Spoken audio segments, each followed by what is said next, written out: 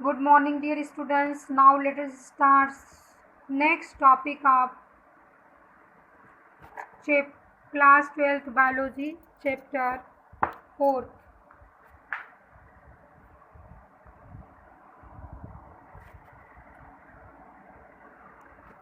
Here, natural methods work on the principles avoiding chances of ovum and sperm mating. इससे पहले हमने discuss किया था कि कुछ सेक्सुअली ट्रांसमिटेड डिजीज है, बर्थ कंट्रोल कैसे किया जाए। तो बर्थ कंट्रोल में जो फर्स्ट मेथड है वो है नेचुरल सिलेक्शन मेथड। कौन सा मेथड है? Natural methods. तो नेचुरली हम लोग उस बर्थ कंट्रोल को कैसे कंट्रोल कर सकते हैं, बर्थ को या अनवांटेड प्रेगनेंसी को, उसके बारे में हम यहाँ पे डिस्कस करेंगे। Work on the principles of avoiding chances of ovum sperm mating. इसमें क्या होता है कि ओवम ऐसा कुछ किया जाए जिससे कि ओवम और स्पर्म की जो है मेटिंग ना हो पाए। तो ये कुछ लोग कर पाते हैं। Periodically abstinence of one such method in which couple avoid abstinence from coitus from 10 to 17 menstrual cycle when ovulation could be expected। और दूसरा ये है कि या तो कब प्रेगनेंसी नहीं होगी, जब स्पर्म और ओवम दोनों एक साथ मिलेंगे नहीं तब तक प्रेगनेंसी नहीं होगी। अगर ओवम एक रिलीज होता है और स्पर्म भी रिलीज हो जाता है और दोनों की मैटिंग हो जाती है तो प्रेगनेंसी हो जाती है। तो या तो नेचुरल मेथड में इसको लोग अवॉइड करते हैं, ऐसा चांस नहीं आने देते हैं। और इसी में नेचुरल मेथड में ये भी है कि आप लोग जानते हैं इस चीज़ को कि ओवम जो रिलीज होता है वो 10 से लेके 17 के बीच में रिलीज होता है, या ओवुलेशन जो होता है वो 10 से 17 के बीच में होता है।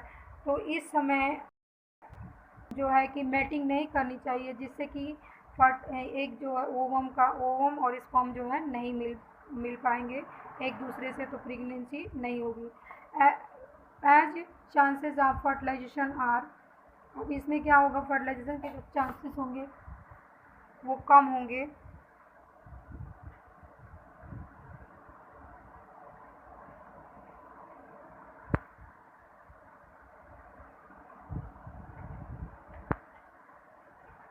Y very high during this period, और जो अगर 10 से 17 के बीच में वो जो मैटिंग होती है उसमें जो है कि बहुत ज़्यादा चांसेस होते हैं, क्योंकि इसको 10 से 17 को फर्टिलाइजेशन पीरियड भी बोला जाता है। इसमें जो है कि it is called fertile period भी बोलते हैं इसको।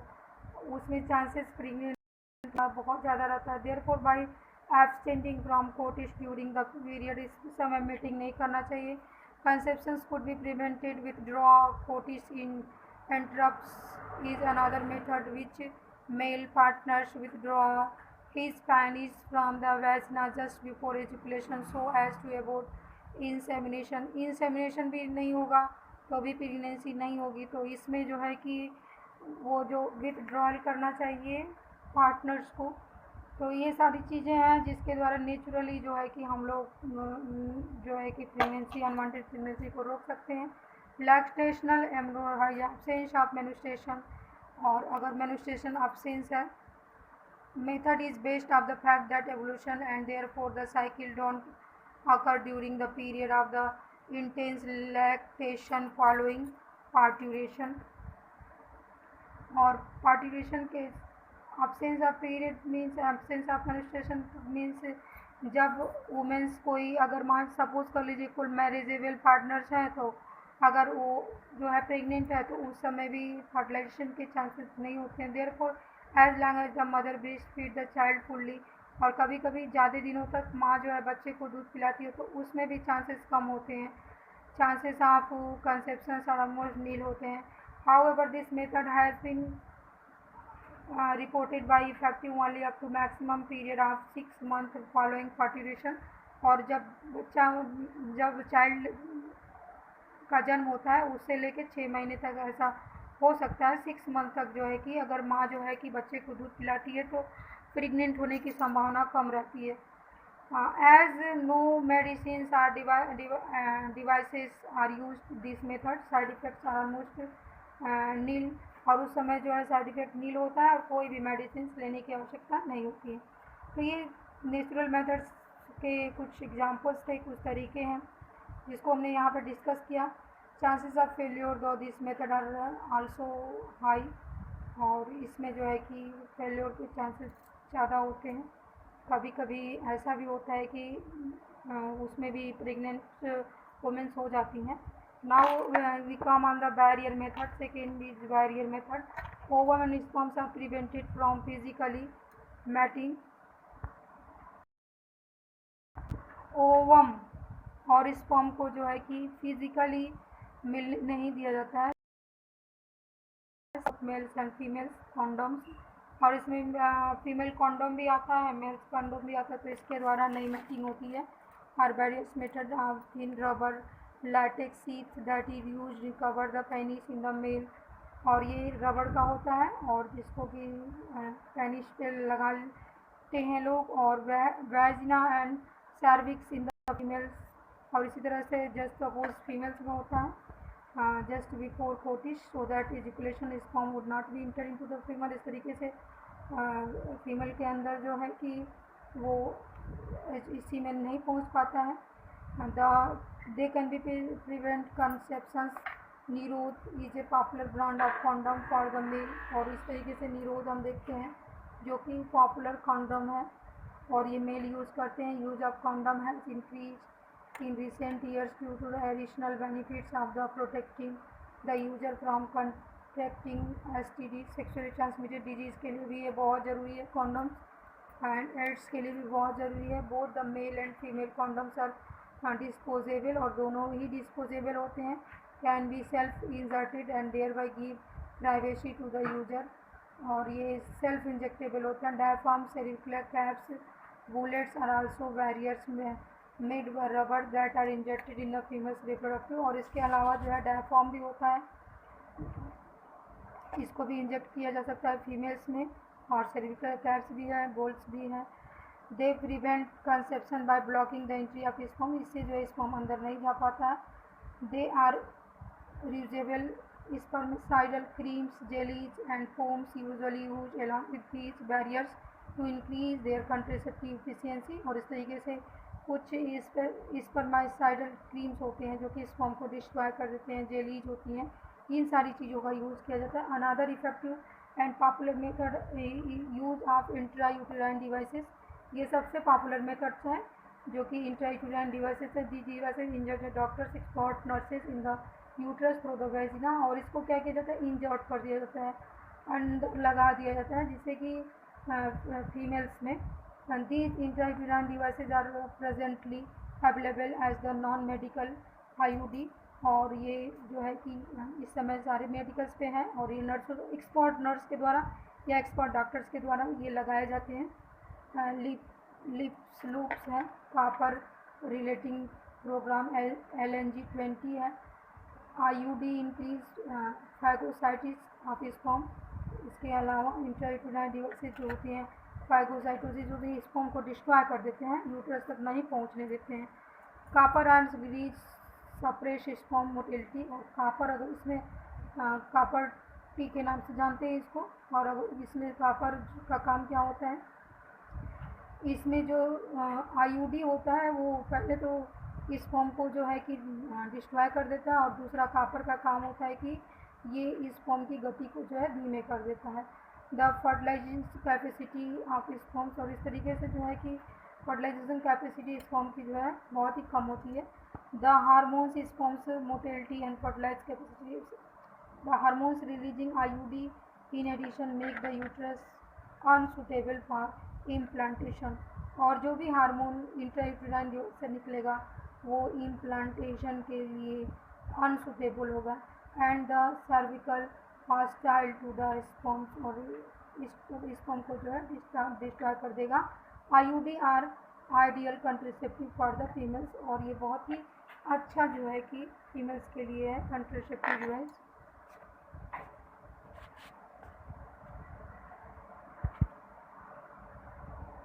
oral administration of who want to delay pregnancy and are space children, it is the one of the most widely accepted method contraceptive, और ये IUD इंट्रायूटेराइन डिवाइसेस जो होती हैं वो इसके लिए होती हैं, ये या तो 3 साल के लिए होता है या तो 5 साल के लिए होता है। तो जो प्रेगनेंसी बच्चों में अंतर रखना चाहते हैं कि तुरंत तुरंत बच्चा ना हो, उनमें 5-6 साल का गैप हो, तो वो ऐसा कर सकते हैं।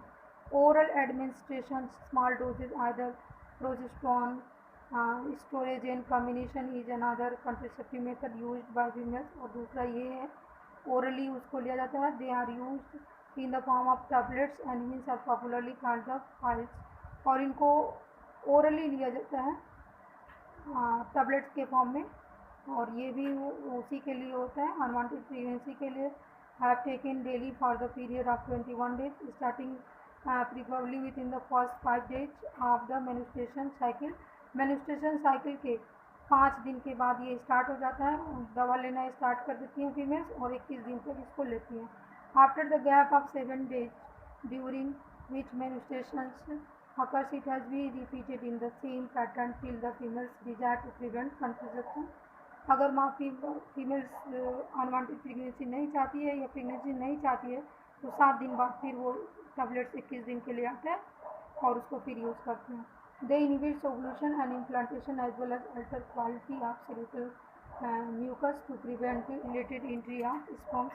ये भी जो है कि इनहिबिट करती है इम्प्लांटेशन को और मेन्स्ट्रुएशन स्पर्म की एंट्री को। Pills is very effective with release side lesser side effect. इसका भी साइड इफेक्ट कम होता है और बहुत ही इम्पॉर्टेंट है, ये बहुत अच्छा होता है।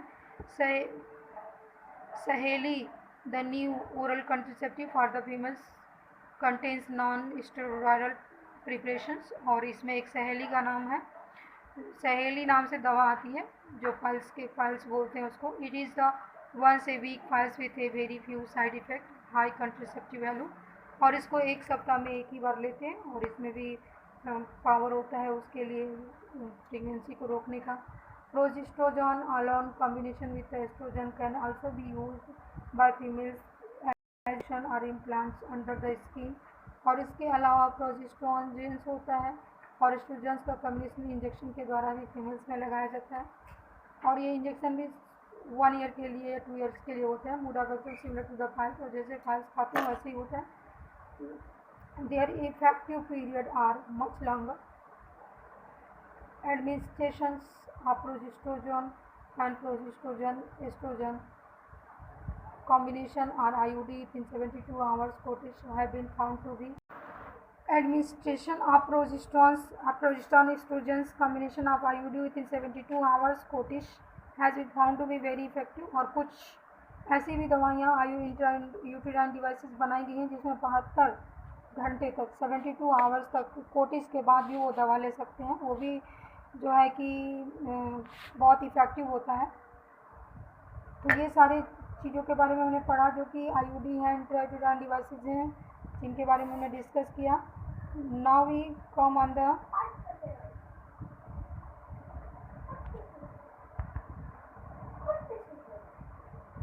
surgical methods also called sterilization।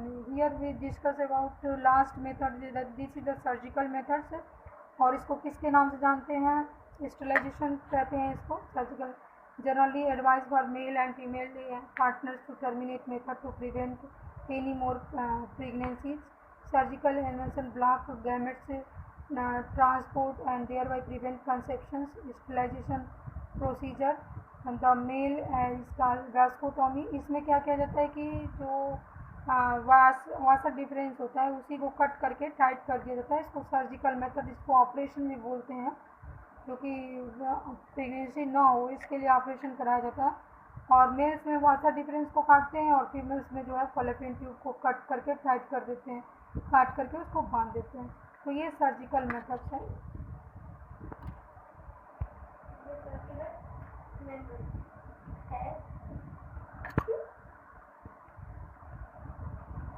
And that is the female जो है कि फीमेल में इस प्रोसेस को ट्यूबिकोटॉमी बोलते हैं और मेल में वेस्कोटॉमी बोलते हैं।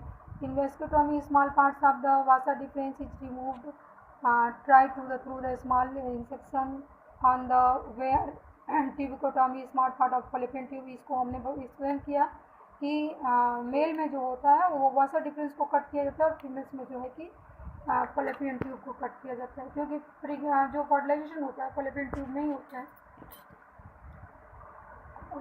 ये बहुत ही इफेक्टिव है, but their reversibility is very poor, लेकिन इसको ज़्यादा लोग फॉलो नहीं करते हैं। It needs be emphasised that the selection of suitable conception method and it use should always undertaken a consult qualified medical professional. और कोई भी चीज़ लेने से पहले उसके लिए जो है कि मेडिकल प्रोफेशनल हम लोग को कंसल्ट कर लेना चाहिए। विदाउट कंसल्टेशन कोई भी IUD नहीं यूज़ करना चाहिए।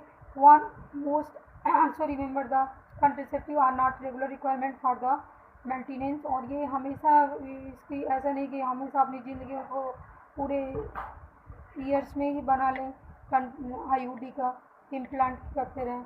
In fact they are practice against natural reproductive events, conceptions, pregnancy. One force use the method either prevent pregnancy or delay or space pregnancy to personal reasons। या तो फिर बच्चों में अंतर रखने के लिए इसको किया जाता है या अनवांटेड प्रेगनेंसी को रोकने के लिए किया जाता है। No doctor wide spread use these methods significant role in checking uncontrol growth of population. और ये बहुत ही अच्छा रोल अदा करता है पॉपुलेशन को रोकने में। However, there are possible ill effects like nausea, abdominal pain, breakthrough, bleeding, irregular menstruation, bleeding, or even breast cancer. Though very significant, should not be totally ignored। इसको जो है totally ignore नहीं करना चाहिए। इसमें अगर साइड इफेक्ट है, नासिया हो सकता है, एब्डोमिनल पेन भी हो सकता है, दर्द भी हो सकता है, ब्लीडिंग भी हो सकती है, इरेगुलर मेंस्ट्रुएशन भी हो सकता है। तो ये सारे जो है इसके जो है कि कुछ अगर इस समय IUD का अप्लाई किया है और ये सारी चीज़ों तो इसको इग्नोर नहीं करना चाहिए, तुरंत डॉक्टर से कंसल्ट करना चाहिए। MTP I explain in next video. Let us stop today.